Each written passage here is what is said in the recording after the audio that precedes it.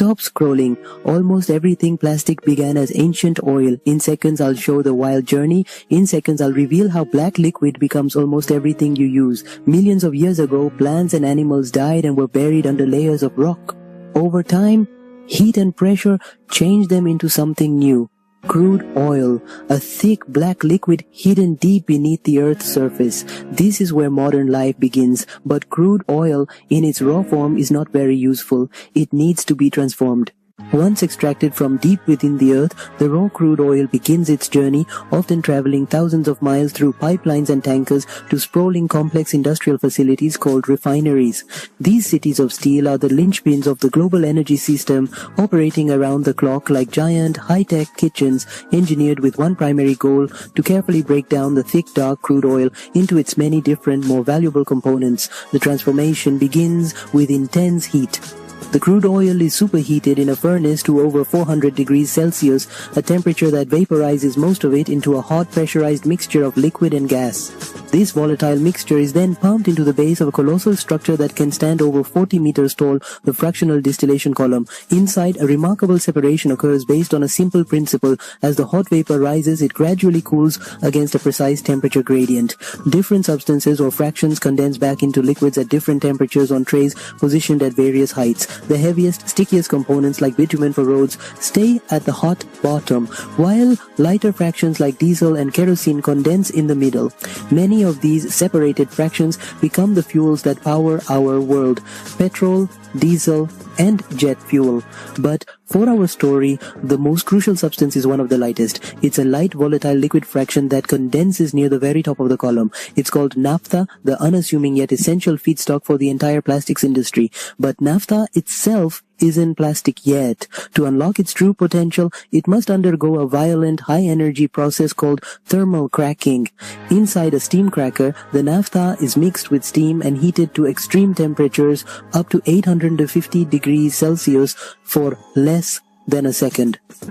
This intense thermal shock is a form of molecular demolition, shattering its long, complex hydrocarbon molecules into smaller, more reactive, and far more useful ones. This process creates a mixture of simple gas molecules, primarily ethylene and propylene. These small, simple molecules are known as monomers, the fundamental building blocks of nearly all plastics. Think of them as individual Lego pieces, uniform and ready to be snapped together to create something much larger and more complex. They are the versatile starting point for everything to come.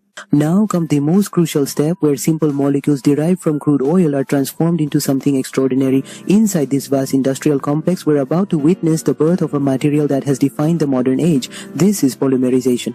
Inside these high-pressure reactors, under precise heat and with the help of specialized catalysts that accelerate the reaction, a kind of industrial magic occurs. The conditions must be perfect. Thousands, even millions, of these small molecules or monomers begin to link together, forming incredibly long, repeating chains like microscopic strings of pearls. This process is known as addition polymerization.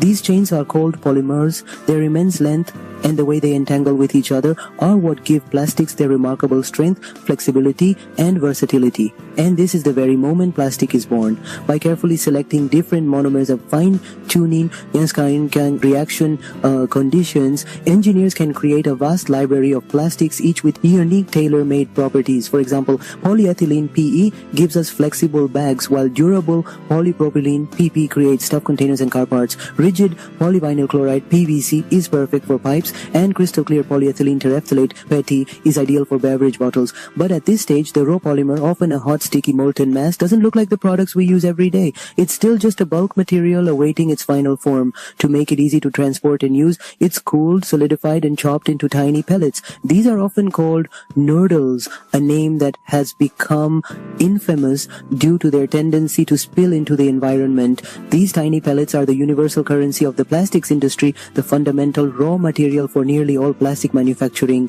Their standardized form allows them to be easily melted and molded. Produced in colossal quantities, they are shipped from sprawling chemical plants to factories all over the world, ready for the next stage of their journey into our daily lives.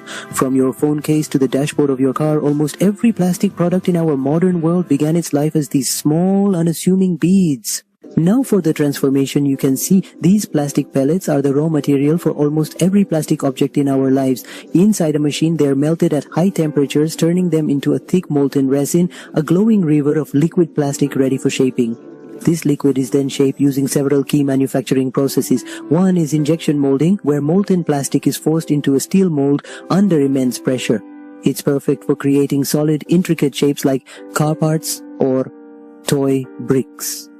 Another is blow molding, ideal for hollow objects. Air is blown into a small tube of soft plastic, expanding it like a balloon to create bottles and containers. Then there's extrusion, which pushes plastic through a shaped die for continuous forms like pipes and window frames, and thermoforming, where a heated sheet is vacuum sealed over a mold to make yogurt cups and food containers. Within seconds, the plastic cools, hardens, and a finished product is ejected. Often by the thousands per hour, a new object is created, ready for use. Now look around you, the case on your phone, the chair you're sitting on, the dashboard in your car, the packaging that keeps your food fresh.